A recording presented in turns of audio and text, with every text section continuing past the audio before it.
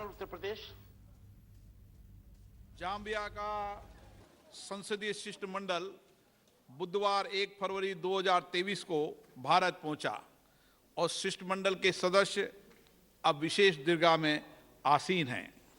मैं भारत से वापसी के पहले दिल्ली के अतिरिक्त शनिवार 4 फरवरी 2023 को वह आगरा का भी भ्रमण करेंगे। हम अपने देश में उनके सुखद और सार्थक प्रवास की कामना करते हैं। हम जाम्बिया के शिष्टमंडल के माध्यम से जाम्बिया गणराज्य के संसद सदस्यों, वहाँ की सरकार और मित्रवत जनता को बधाई और शुभकामनाएं देते हैं। प्रश्नकाल श्रीमती पूनमबेन माडम, जल शक्ति मंत्रालय। मैडम प्रश्न नंबर 1 प्रश्नकाल है प्लीज। सर, सदन के पटल पे रखा गया है माननीय अध्यक्ष। प्रश्न नंबर 1 प्रश्नकाल है और प्रश्नकाल महत्वपूर्ण होता है और प्रश्नकाल चले, इसकी चिंता है सभी आपके माध्यम से विधानमंडल के सम्मेलन में इसकी चिंता व्यक्त की थी जानना चाहूंगी और सभी माननीय विधानमंडल के अध्यक्षों ने कहा है प्रश्नकाल स्थगित नहीं होना चाहिए। पानी का सबसे बड़ा आप सदन को कंजम्पशन चलाना जो नहीं है चाहते, वो आप सिंचाई सदन के की मर्यादा हेतु नहीं होता रखना है। चाहते। माननीय सदन मंत्री जी ने बहुत चले, विस्तार से अपने बुनियादी मेरे सवालों प्रश्न को का आप उत्तर भी उठाएं। दिया है। मैं आपको पर्याप्त समय पर्याप्त अवसर हम दूंगा। सभी जानते हैं हमारे माननीय प्रधानमंत्री जी। नो, प्लीज जाइए अपनी सीट पर। नो, बिना तथ्यों के कोई बात नहीं करना। प्लीज जाइए अपने सदन पर जाइए। माननीय सदस्यगण, मैं पुनः आपसे आग्रह करता हूं, आप अपनी अपनी सीट पर जाकर बैठें। प्रश्नकाल महत्वपूर्ण समय होता है जब माननीय सदस्यों के प्रश्न पर सरकार से जवाब पूछते हैं, उस प्रश्नों से समस्या हल समाधान होती है। प्लीज जाइए अपने अपने सदन पर। सदन की कार्रवाई आज 2 बजे तक के लिए स्थगित की जाती है।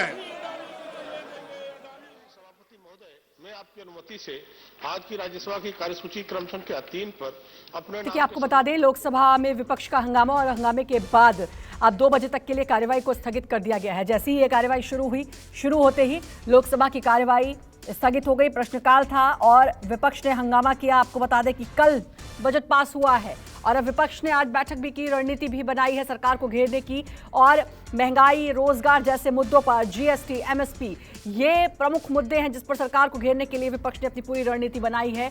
लेकिन अब लोकसभा की कार्यवाही 2 बजे तक के लिए स्थगित कर दी गई है। आपको बता दें, जैसे ही लोकसभा की कार्यवाही शुरू हुई तुरंत उसके कुछ मिनटों बाद लोकसभा की कार्यवाही स्थगित भी हो गई है 2 बजे तक के लिए। अब लोकसभा की कार्यवाही स्थगित कर दी गई है। विपक्ष ने हंगामा किया, विपक्ष पूरी रणनीति तैयार करके आया है। महंगाई को लेकर विपक्ष का हंगामा और अब लोकसभा की कार्यवाही 2 बजे तक के लिए स्थगित कर दी गई है।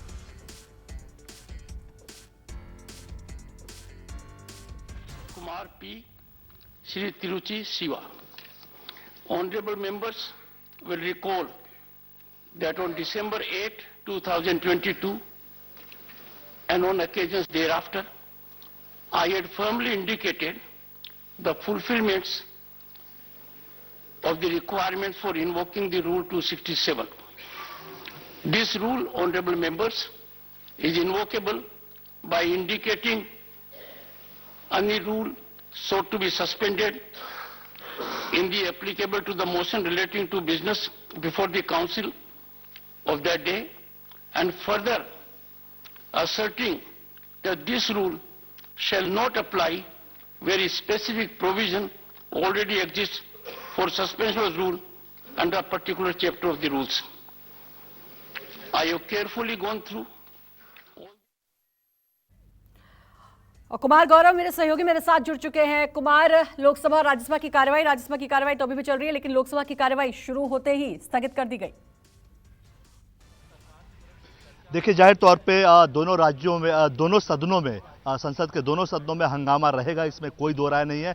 लगातार विपक्ष की अभी जो एक समान विचारधारा वाली सोच की जो पार्टियां हैं वो तमाम पार्टियां कांग्रेस के नेतृत्व में अभी बैठक में शामिल हुई थी और वहां तय हुआ है कि तमाम जो आम लोगों से जुड़े मुद्दे हैं, इसके अलावा सबसे बड़ा मुद्दा हिंडनबर्ग की जो रिपोर्ट है अदानी समूह को लेकर कि टैक्स फ्रॉड है, उसमें शेयरों के दाम को बढ़ा चढ़ा कर दिखाया गया है। और सबसे खास बात कि पिछले कुछ दिनों से हिंडनबर्ग की रिपोर्ट के बाद अदानी ग्रुप ऑफ कंपनीज के शेयर्स जो हैं वो लगातार रेड में आ रहे हैं, यानी उनकी वैल्यू लगातार घट रही है और इससे आम लोगों का बहुत पैसा नुकसान हो रहा है, कई हजार करोड़ का नुकसान हो चुका है। और दूसरी जो महत्वपूर्ण बात है जिस पर विपक्ष ने चिंता जताई है कि एसबीआई और एलआईसी का भी पैसा अदानी ग्रुप में लगा हुआ है और शेयर्स का जो नुकसान हो रहा है, जो नुकसान कंपनी को हो रहा है, उसमें इन दोनों एलआईसी जिसमें आम लोगों का पैसा है, एसबीआई जिसमें आम लोगों का पैसा है, उसका यानी कि आम लोग इससे नुकसान में आ रहे हैं। इस बीच आरबीआई ने ब्यौरा मांगा है सभी बैंकों से कि उनका क्या क्या